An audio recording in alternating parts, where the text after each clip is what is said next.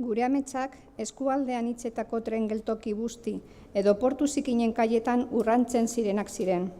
Hiri nagusia gehienentzat, gero gabeziaren tupina erdoldua zen, sentimendu horrek gintuela hain zuzen elkartzen eta behin betiko etxitzetik desbideratzen.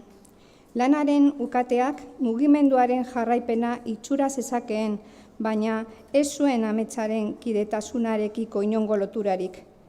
Maialenek erraten zidanaren arabera, argatik esklabo bihurtzen zuen lana utziz geroztik, gustatzen zitzaion ibriko karrika bazterretan.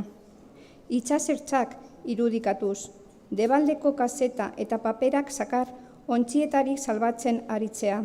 Horbelezeak, txirla usuak naiz arkaitzetan hautzi arrainzatiak bailiran.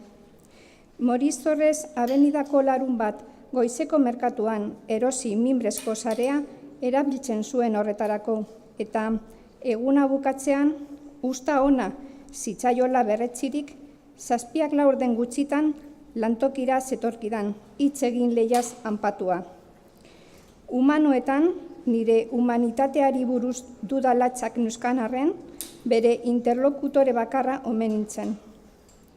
Bi zangodun guztiak joan arte, igurikatzen zuen fotokopiagailuaren ondoan eta hurbiltzen zitzaidan begi lagunak eri zalantzakorraz oskan jarriz. Pierre Curiko zikindegian ingelesaren irakasteko aldizkaria atzeman dut. Gogoa dut orain mintzaira baten ikasteko. Zer diozu? Bibazu, iardezten nion segituz, baina hainbeste trasturekin etxea estaliko duzu.